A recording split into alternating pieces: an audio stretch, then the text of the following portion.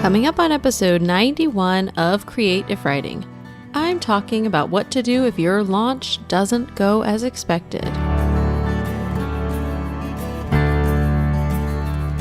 I can't go back to sleep, it's almost light. These restless thoughts have kept me up again tonight. Hey there, and welcome to Creative Writing.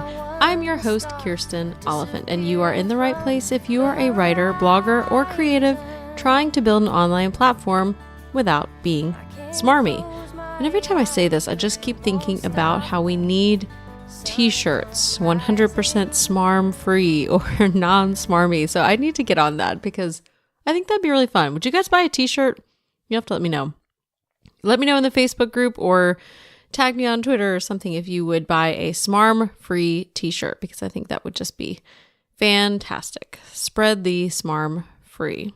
Okay, so that was an unplanned part of this intro here. But hi, I'm Kirsten. If you are here for the first time, welcome. I'm glad you're here, unless you're smarmy. Or if you are, I'll maybe help convert you. I don't know. Is that a thing?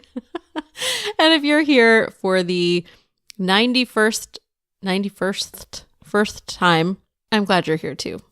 And overall, I'm just really glad to be able to come every week and have people actually listen to these shows. It's a delight and a joy. It really is. So I'm excited and kind of freaked out to talk this week about what to do if your launch doesn't go as planned, because my recent launch for Own Your List, my email course, did not go as planned. And by that, I mean, I did not make the sales I wanted to make. Throwing it out there. So this is an episode that just feels really vulnerable to me and really humbling, because it's very scary to admit this kind of thing. So anyway, I'm going to jump into that in just a second. But before I do, I wanted to say a big thanks to ConvertKit, who is a sponsor for the show. And they are offering a free month to my listeners when you sign up. You can go to creativewriting.com/ConvertKit. And if you don't know what ConvertKit is, well, let me just tell you what ConvertKit is. ConvertKit is my favorite, absolute number one tool for running this whole thing. And it's an email service provider that has a wonderfully simplistic view and dashboard and way to put things together, but a seriously powerful set of tools that you can use. And that is something really helpful when you are doing something like launching a course, or I'm about to be running a virtual summit so that you can tag the people who are your customers and automate sequences so that if somebody does one thing, then something happens. And if they don't do that, then something else happens. Fantastic tools, a lot of fun. In fact, the tools often kind of help me create new ideas. I get ideas seeing the kind of automation that I could do within ConvertKit, and then I get all email nerdy on you. So we're going to go ahead and stop that now. But if you want to get in there and see some of these tools and try them for yourself, you can do that. creativewriting.com/ConvertKit, which is my affiliate link because they are a sponsor for the show. All right, you guys. So I'm getting a little nervous here to talk about my recent launch. And if you want to find the show notes for this, it's going to be at creativewriting.com/091 for episode 91. Okay, so Own Your List. Let me give you guys a little bit of context for this, especially if you are just listening for the first time or have not been around while I was doing my launch. So Own Your List is an email course. I call it the Email A to Z course because it covers everything, not just monetization or growth or, one little bit of it, but it's kind of like setting up your email list all the way through the monetization piece. And I actually launched it 18 months ago with a different name, which was How to Build an Authentic Email List. And I was new to so much about online business and just business in general and didn't realize what a terrible name that was, even if that's a good description. And it still is a fitting description because you will be building an authentic email list. However, that's a terrible name. So when I launched 18 months ago, I had a really tiny list of under 1,000 people. And hey, just for the record, I'm going to be sharing numbers here, but they're going to be super general, not because I don't necessarily want to share specifics, although I hadn't really sat down to think about whether I wanted to share actual specifics. I know some people are really detailed with money and all that, and some people are a lot more vague. I'm not trying to be mysterious. I am a terrible person in terms of like specifics, following up, keeping spreadsheets, keeping tallies. Like that's just somebody else's job, not mine. And so I'm speaking in generalizations because I do not have the literal specific numbers for you or for me. I just have the general things. So don't think I'm trying to be mysterious or coy. I am just really bad at that whole thing.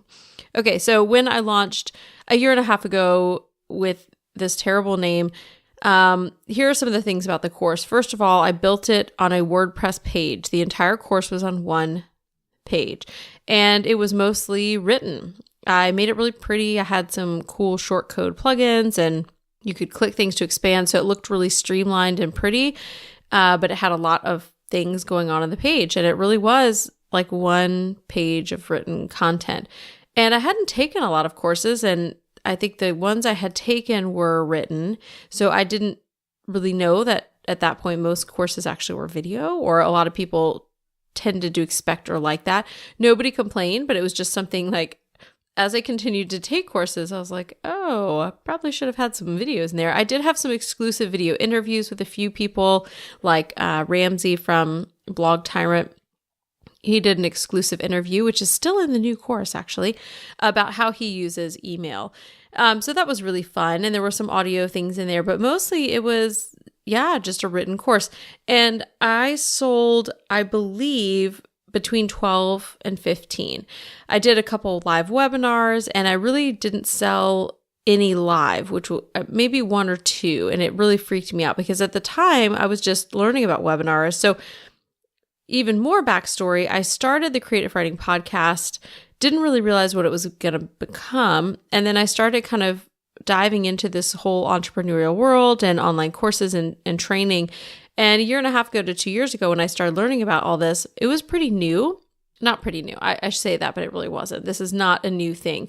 It was new in terms of becoming so popular and mainstream. So I decided, hey, I'm going to go ahead and dive into this before everybody and their mother is doing it. And so I did. And when, I'll get into some of those numbers later, but that kind of becomes important later on. So I was just learning how to do this. I did some webinars, and I thought I was a huge failure because I didn't really sell any live. And I did sell through my emails that I sent out. I did sell some after the webinar. So some people watched the replay and bought, but I really did a terrible sales pitch in hindsight in the webinar, and really was kind of apologetic in my sales. And so it's shocking to me that I even sold what I did. It may have been 10 to 12. I'm trying to think of how many people were in sort of the original like group of emails I had. And I didn't even have those people on a, list on my email. I don't think I wasn't using ConvertKit then. And so I was actually just emailing them from a group in Gmail, those people. And, just a lot of mistakes, a lot of things I was learning. And I always wanted to redo the course. And I think I learned things right away about it, which was one thing I think I realized pretty quickly is that people wanted to learn about email, but I didn't find that people really wanted to pay for it. It wasn't very sexy. And, it lacked, and by that, I mean, it lacked some of the things that other courses have in terms of, making people really motivated to buy, like promising 10,000 subscribers. And not to knock any course, there's several courses out there with numbers in the title. And we're a numbers culture. We react to that, not even culture, probably psychology. It's like a thing in us. We react to that.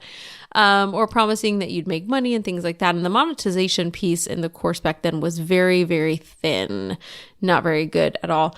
I didn't have an affiliate program. So after a bit of time, and as I learned way more about email, I really wanted to redo the course because, as you guys probably know, email is my passion. So I set about doing it. It took way longer than I thought. I really thought it would be done, maybe at the beginning or middle of last year.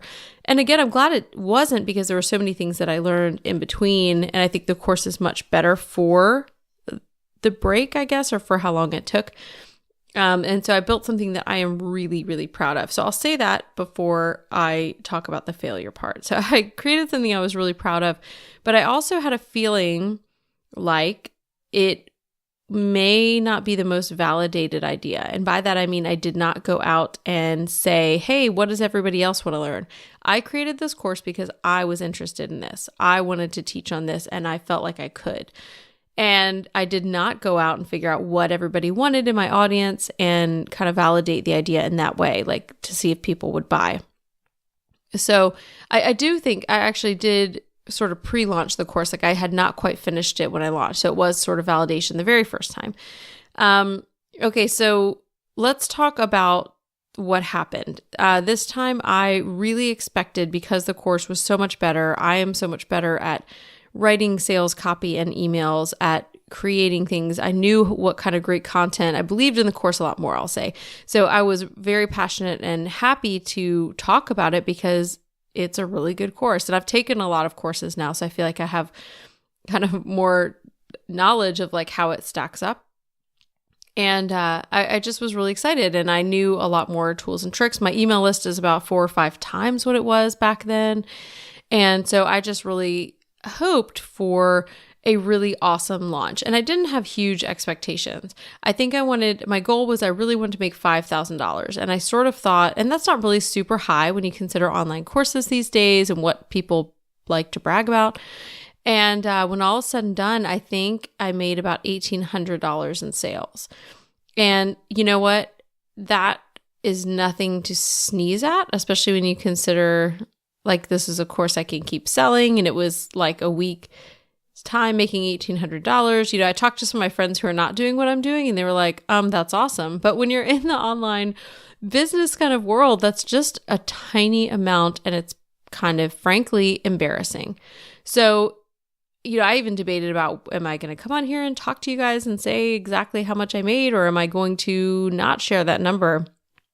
And I wasn't sure what I wanted to do because, again, it's embarrassing, because what it makes me feel like is that I am a failure. And I think, you know, we all deal with that imposter syndrome idea a lot. And I don't know if you think I'm immune to that. I'm not.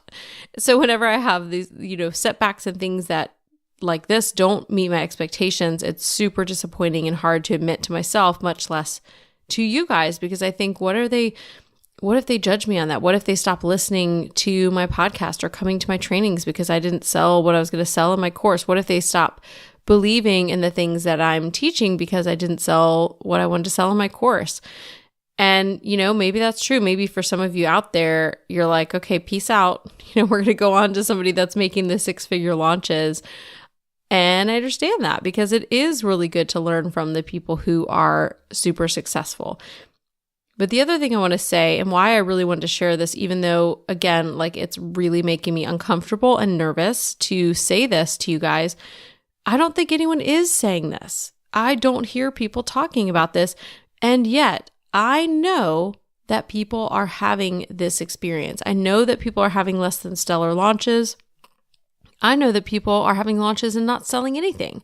I know this is happening. I've heard people talk about it maybe in emails or in private Facebook groups, or kind of hint at it, but not wanting to come out and say it, because so much of the time, all we hear is my 6 and 7 figure launch, because it's so much fun to say. And of course you want to brag about it. And of course it gives you that social proof. And a lot of people are doing really well. And I'm not knocking those people. I'm not saying you shouldn't talk about it when you do well. But I think when there are so many amazing giant launches being talked about, and especially for people who are selling courses and things like that, it's really a big deal to talk about how much people make, because it validates the idea of like, hey, everybody should make an online course, which I don't necessarily think is true. Maybe I'll have another episode on that. But it's scary to come out and say like, hey, it didn't do what I wanted to. It didn't make the sales that I wanted, especially considering that my goal wasn't even that high. Okay, so what I wanted to do now is to talk about sort of what I had to do to overcome that, and then why I don't think, now that I've had some time and I did a survey, why I don't think my course sold the way I wanted it to, and what I'm going to do about it. And the applications for you guys, I want to kind of help you look at what to do when you have a failure in your launch, whatever it is, whether it's a book or something else. I am looking at kind of money. So book or course or coaching program, something that you're trying to get people to buy into. And some of this might work also with like opt-ins, like if you're doing a big push for something free, like a free video series. But in general, what happens if your launch fails, and what do you do about it? So the first thing I had to do was a mindset shift. And I spent probably a day or so just kind of moping and not being online very much after the cart closed, because I really did expect a lot of sales the last day, because I know in the past when I've done things, the last email or two where I'm like, hey, no, really, it's ending now. A bunch of people who are like me, because I always buy at the last minute, are kind of clicking buy and jumping in, and I didn't have that. Now, one thing that I didn't mention that was really good about this launch is I had a really big conversion rate for people who bought the first night after watching or while live on the webinar. So the webinar was tiny, and this was another piece of it, is that a year and a half ago, 2 years ago, when I started doing webinars, I was having 200 people register. And now, even though I have a much bigger list, I had how many people to have live? I think I had 30 people at the most live. And that was, kind of fluctuating between 15 and 30. And that was really embarrassing also. I was like, this is not the numbers I was expecting. So, but I did have, I think 4 people bought either live or like immediately afterward, who watched the webinar live and then bought. And so, that was good for such a small group of people, but it was, still much smaller group than I wanted. So, okay, first I had to deal with that. I had to sit down and do a little moping. And I think I've talked about this before. When you're having a hard time with something that happened and have to come to terms with it, give yourself some time to feel like crap. Complain to somebody who understands, tell them not to give you advice, and just listen for a little bit and let you mope and wallow. And then you need to get out of it. You need to snap out of it, and you need to move on. And what I realized is I needed to reframe this, that this wasn't a failure. And again, talking to some of my friends, I'm so entrenched in hearing about people doing this kind of thing that when I think about my numbers compared to other people, it's just horrific. But when I was talking to, some friends, they were like, wait, you just made $1,800? And obviously, there's a lot more work that goes into it. I was not just not doing anything, making $1,800. There's a lot of work in it, but it was really cool to be at dinner with my sisters-in-law and be like, hey, I just sold 3 courses in the last hour while we were having hummus. And that was a pretty cool thing. So, I had to stop thinking about it as a failure, because I really did feel like a failure. I was like, I should just quit doing what I'm doing. This is ridiculous. Because I think I always also struggle, I should say, with this sort of creative depression when I finish a project. And so even if I had sold really well, I'm sure I would have had a different frame of mind, but I also kind of had this slump afterwards.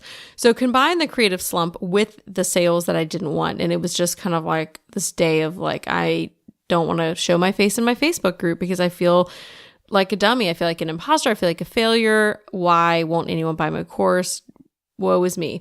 So I had that day. So I changed my mindset from thinking about this as a failure to thinking of it as failing my expectations. And I think that is such an important decision, because there are wins to this. There are positives to this. I have some really neat people who have enrolled in this session that I'm so excited, and we've been emailing, and I'm just so excited to work with them. I'm thrilled about the students who joined.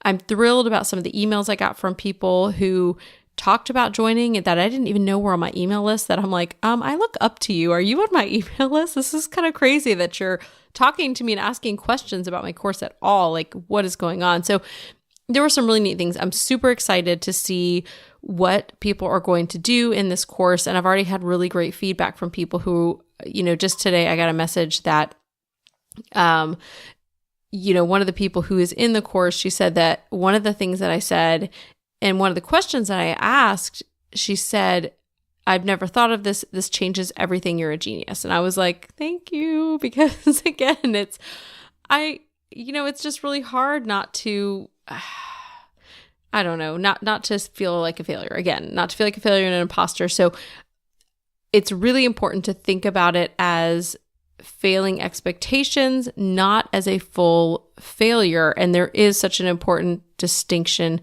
in that. So I just want to encourage you to spend time and wallow if you have to, and then dig yourself out, because you need to consider it as a failure of your expectations, not a failure, full stop. Okay, so here are the things that I think, we're going to go into the why and then what you can do about it. And as I go through kind of the breakdown of what went wrong, in my opinion, I'm going to give you guys some takeaways for you. So the first thing, and I've already touched on this, but I did not validate this idea. I didn't validate the idea for the course, which is to say I didn't, ask to see if I didn't find out if this was the thing that everybody wanted to buy. And I didn't do this in the beginning, and I wasn't ready to give up on this course. I really believe in this course. I really wanted to make something amazing. And so I just said, we're going to do it again anyway. We're going to, and I actually did debate before redoing this course and updating it. Is this something people want? Is this something I've validated? I didn't validate it before. Should I validate it before redoing it? And I decided no, because it's important enough to me and I feel passionate enough about it. And I was really excited about it that I was going to build it either way. So if you're going to build something, you really should validate it, or you should know it's a passion project and be willing to take it if nobody buys it, because that's not what they were interested in. Now, if you need some ideas for how to validate things, I think one of the mistakes that people make is that they take their idea to a group of people, like your email list or your Facebook group, and you say, hey, would you buy this? Because we tend to be people who want to please. Even me, I'm not a people pleaser, but you tend to want to naturally kind of validate people and lift them up and agree with them. And so often you will get people say, yeah, of course I'll buy that. And then they don't. Because they really were kind of only being polite. And so that's not really the way to validate the idea. The way to validate the idea here are a couple quick tips. I mean, this could be a whole episode in itself, but I think you need to listen to the questions people are asking. I think you need to ask some more open-ended questions, like maybe, asking about the kind of struggles they're having, trying to figure out what is the immediate need right now with your people. And then you can there's more that you could do there. I could say more about that, but I think it's also really important, once you have a couple of ideas narrowed down based on kind of questions you see people asking and kind of asking these open-ended questions, to give people a choice and say, here are the two options. Are you guys interested in A or B?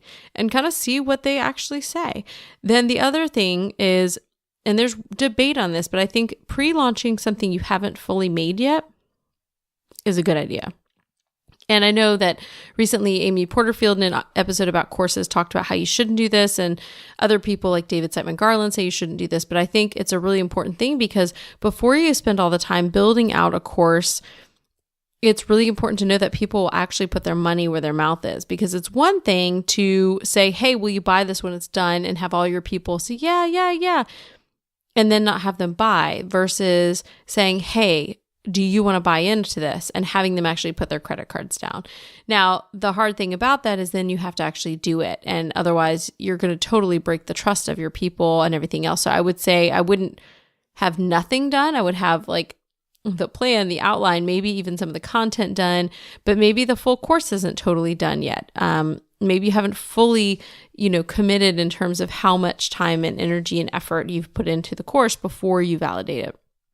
So you do want to validate these ideas before you go into it. And then kind of a second part to that is you really need to know your audience's price point. So here's something that I did after the launch. I did a survey and just asked people, hey, if you didn't buy, would you answer the survey? And you don't have to leave your email. You can be anonymous, but if you leave your email, I'm going to do a drawing and someone will win entrance into the course.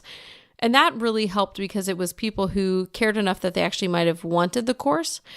And so I got why they didn't buy, because obviously, like, why would you fill out a survey if you weren't at all interested in winning the course, right? Unless you're just being nice to me, which I think it was more people who wanted to win the course. And so those are the people I wanted to hear from. They wanted to buy it, but they didn't. And I would say 95%, again, numbers, not my thing, but almost every single person who filled out the survey said money was the problem. So that was interesting to note. So my course had a $197 price point, and I did a pre-sale to previous customers for $99 and sold some at that price point. The night of the webinar, it was $127. And then what I did is I had it go up incrementally $20 every day until it reached that $197 price point. So, if you're in the online course world, and this is really, it all depends on context. For me, that's a cheap course. And I was actually in a Facebook group recently of kind of entrepreneurial people, and somebody was saying, like, I'm so tired of seeing these $197 courses. Stop undervaluing yourself, stop underpricing.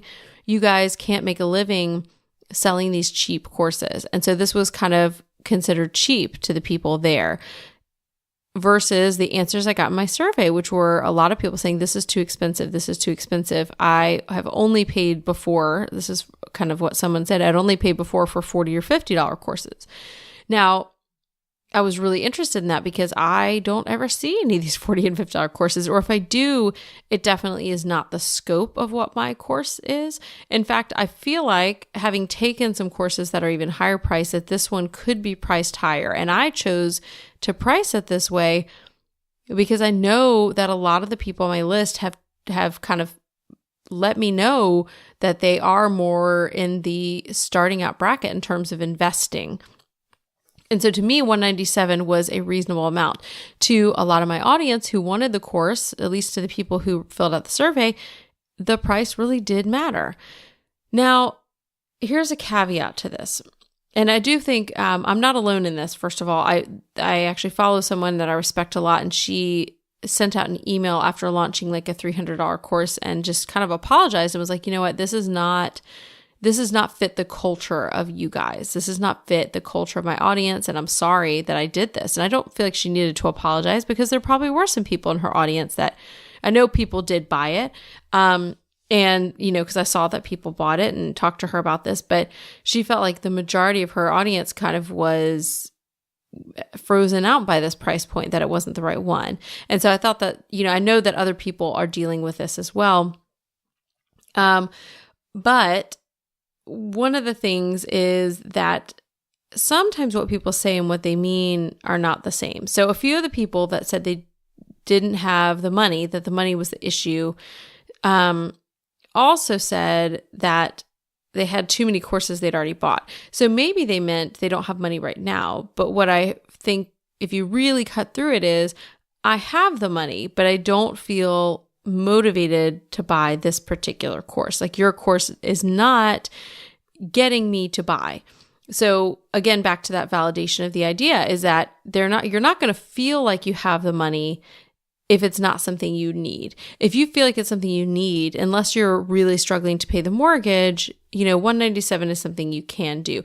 And I actually had a 2 price tier that people could do. So if they wanted to do 2 monthly payments, they could do that. I even had a $20 off coupon. I mean, there were lots of options, I think, that made it so that unless you really, really, really have $0, it's not so much that you don't have the money, it's that you don't have the money for this course, if that makes sense. And so you really need to kind of cut through some of these answers. So if you're having the same problem of people saying they don't have the money for your course, you need to really find out and kind of be honest with yourself. Do you think your people really don't have the money, or do they not have the money for your course? And that's a really big distinction. So the takeaway there is, I think it's important to find out what the price point is. And again, that kind of goes back to the validation of launching the course first, before it's fully built, before you fully committed all the time and everything else, which I didn't do this time because, again, I knew that I was going to do this even without validating the idea, because it was important to me. But it is important to think about this and to know, and now kind of going forward, I know, okay, so my people want this. Do I want to create $40 and $50 courses? I don't know. I don't know that I do, at least not like this. This was a, large in scope course, which again, I've taken courses that were way more money that I feel like mine offers more than some of these courses I've taken that were more money. So I think you need to know your people. You need to ask, but you need to ask yourself if it's really that they don't have money for what you're offering, or is it just what you're offering itself?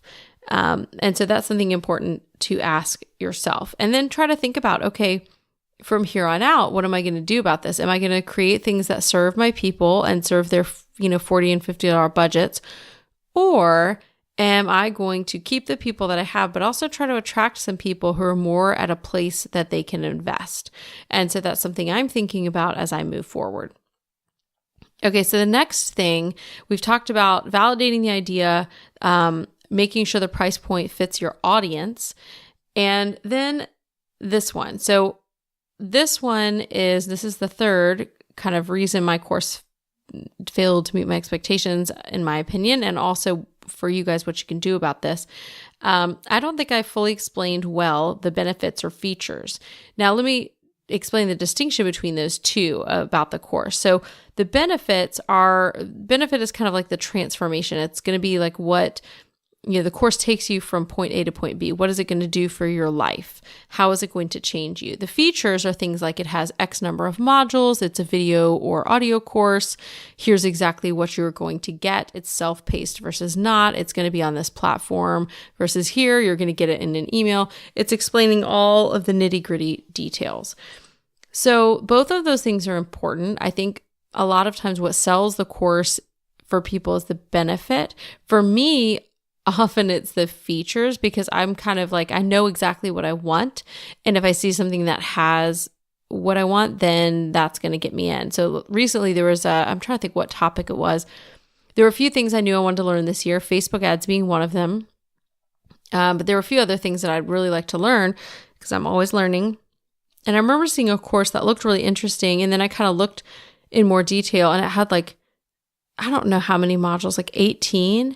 And I just click to close it down now, get me as far away as possible, because I do not have time for 18 modules worth of work. I mean, it was 50,000 videos. And I think they thought that was a good thing, where I'm yes, you're getting a lot for your money, but I just want to get the thing done. And I'm never going to get the thing done if there's 18 videos. So for me, I tend to be a features person. But I know that more of the time benefit, the sort of transformation of what this is promising to do for you, is what sells. And when I was reading through the survey responses, several people said things that led me to believe I did not do a good job of communicating either of these things. So one person said that they had bought my ebook, which is Email Lists Made Easy for Writers and Bloggers, and they didn't see how this course was different, and that maybe if I'd told them how it was different, they might have bought. And, that's a valid point, because I do have a book. Why would you need the course? Well, the course goes into more detail, and the book doesn't touch at all on monetization, whereas this course, I feel like that's the strongest section maybe of the whole thing, is that I have this monetization piece. And I clearly didn't distinguish that enough for the people who'd bought my book. And that was a really good point. Another person said that if that video is not the most efficient use of time, another that they wished it had audio.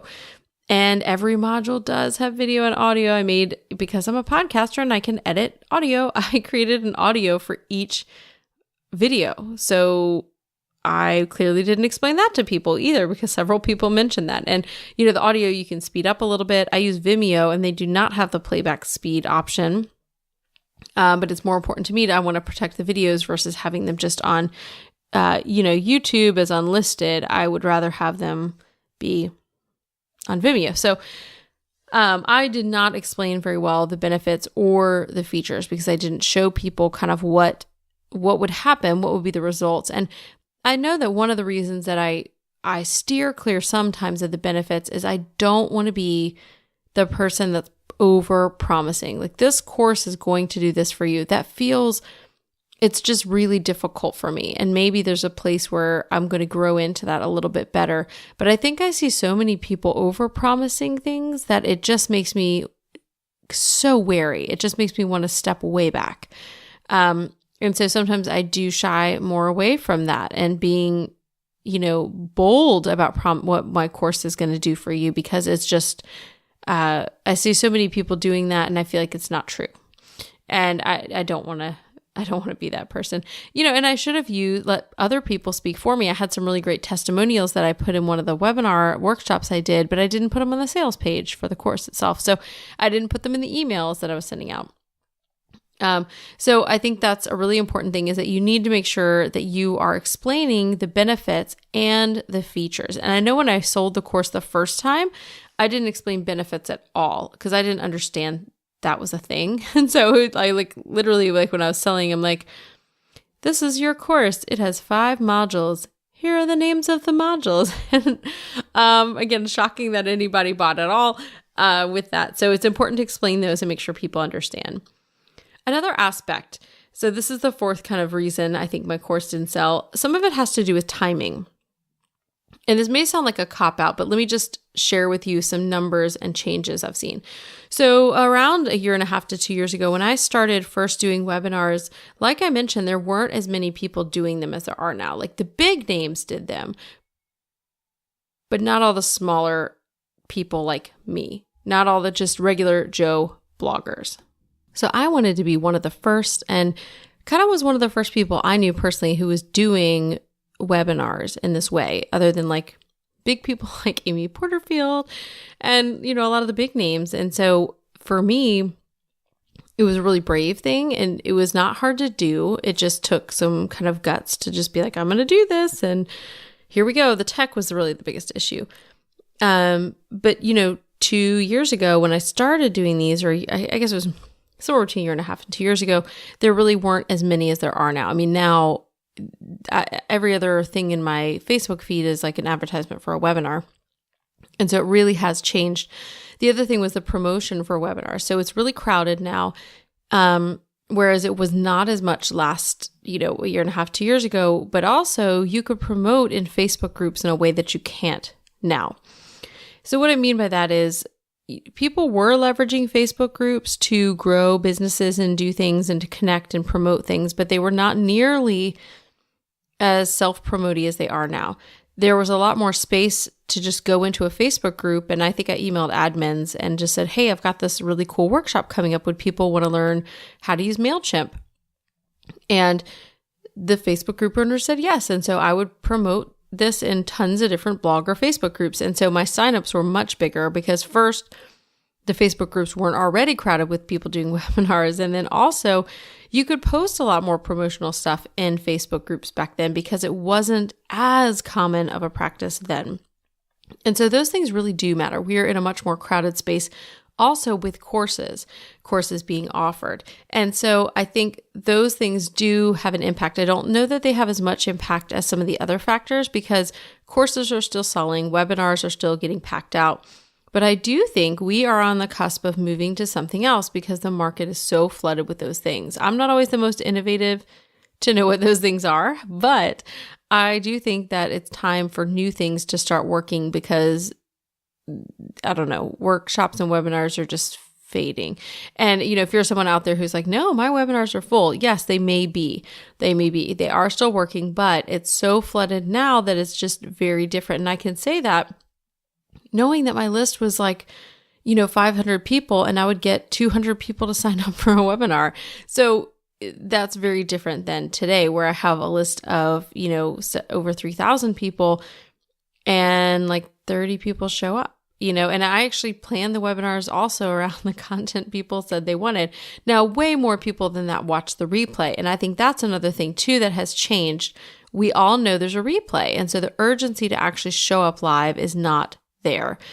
And, as someone who has 5 kids, I can't always show up. Almost never am I showing up live to a webinar because I can't. The times are just so difficult for me. And so I know because I can track the views on the video, how many people watched the replays. And it was a lot. And it was a lot more than, the 30 people. But watching live, that's changed. Where I think back in the day, people did watch live more. So I do think timing matters. And, that's not one you can do too much about. I really wish, I'm excited. It was exciting to sort of launch into webinars right away. I wish I had leveraged that more. But again, I was starting out. I didn't even know what I was doing. I didn't start out creative writing, planning to do courses. I just love teaching. And that was a natural flow for me. And I did it really fast. And that was great. And I'm really proud of that. But I wish I had done it more then because what I saw then was correct, that this is where people were moving and it was just going to get more crowded than it already was. And there you go. Now it is. And so I wish I had done more earlier on, but I don't think I could have. So I do think that is a factor as well. So I think overall, when I come down to it, I see, these main problems, the validation, the, checking to see if this was like a price point that worked for people, whether or not I think it's a price point that matters. Again, I think it should be more. Honestly, I think my course should be priced more, and I priced it for my audience, but it wasn't cheap enough, and I'm not going any lower. And I don't feel like I should, maybe for a promotional sale, but not for the full price of I'm not changing the full price, the normal price of the course, the normal price point, not down anyway. But I think the price, making sure that the price is what fits your audience. And also, it's kind of that circle, like if it's something they really want, because they'll find the money for the most part, they will. The other thing is making sure, the communication of what's actually in the course and why people really need it, what it's going to do for them. So I know I need to get better at just owning that transformation and knowing I can still promise things in a non-smarmy way, or maybe not promise them. See, look, there I go. It's really, that's the thing that really I struggle with, again, in an effort not to be smarmy. And I think timing, again, you can't do much about that, but it's good to know, maybe I could have launched in a different way or planned a different kind of launch than a workshop launch, or, again, courses is just a crowded time. So things I am happy with, again, I did sell a lot more from the live video. I also, I maybe we'll come back and do kind of a breakdown, because this is already a longer episode than I usually do for solo. And my voice is tired, y'all. Maybe a breakdown of how I planned the launch, because I do think I got some feedback from people who said there were too many emails, and I just wanted to, I don't know, put my head down on my desk, because I was like so frustrated because every sales email had an opt-out. And so I feel like if you're going to complain about that, then did you look at it and see that you could have opted out and not gotten any more of those emails? And there was a glitch with at least just one person, I believe, because I kind of checked into this and submitted a ticket to ConvertKit, but one person who clicked to opt out and the tag didn't go on, which is totally bizarre because it did for everybody else. But, things do happen. There were frustrations. There were good things. At the end of the day, I have a course. I'm really proud of my course. Again, I have some really great students. I made some money. It was really disappointing on the flip side that I didn't make more money, especially considering that my first launch made almost this much. And yet now my list is so much bigger, and I feel like I'm so much more established, and the course is so much better. So it seems to me like it should have sold so much better. But I have plans to keep on moving forward and getting more and more money out of this course. And if you listen to episode 90, all about repurposing content, I've got some great big plans for Own Your List. It's not going anywhere. I'm not taking it down. I am debating about whether I'm going to do another big launch this year, which was the plan, but I'm not sure if I'm going to do that, but I have some other plans. You'll hear about those. So this is it. This is my big disappointment about my course launch. And I hope that it has some good takeaways for you guys. I hope that you're not listening to this being all judgy, because again, this is really hard to say and talk about, especially sharing the numbers, because it just feels like, I don't know, everybody else is making so much more money with courses than me, or maybe they're just not talking about it. And I think it's maybe both. I think there are a lot of people making good money on courses, and then I think there's a ton of people not making any money and not talking about it. So I'm talking about it. And I hope that helps some people. I know that I have learned things. I think it's a really good idea to survey people afterwards who didn't buy, to get some of these answers, and then also to use your own brain and kind of look at what you think didn't work, and maybe talk to some other smart people and say, hey, why do you think this didn't work? What's your feedback? What would you have done differently? So I hope this was helpful. I'd love to talk about it in the Facebook group. And so I'm going to start a discussion over there. If you're not in the Facebook group, you should be. It's a great place to be. You can go to creativewriting.com/community to find that. And again, the show notes for this are going to be at creativewriting.com/091. And for those of you guys who are listening who maybe you didn't have the money to buy the course, I do have a great book on email lists if you want to get at least some start. And you can find that at creativewriting.com/email book. We'll take you to the Amazon page where you can buy it. And it's a lovely $4.99, which I think is in everybody's price point. So that's something to think about for you guys. I am really interested to hear how this goes over because, again, a little bit scared here. But I feel like being vulnerable is kind of what I want to do and being authentic. And so if this helps a few of you guys not feel alone or learn how to launch better the next time or learn from a failure that you had, then it's worth it. So definitely share and let me know so I can feel like there's some good things that come out of sharing this with you. Thank you, as always, to Jasmine Commerce of JasmineCommerceMusic.com for the music for the show. And a big thanks also to ConvertKit for sponsoring the show. Get that free month of ConvertKit to see why I like it so much. creativewriting.com/ConvertKit. Okay, I hope you guys are still listening to the podcast and that you had good things come out of this. And I also hope you have an inspired week.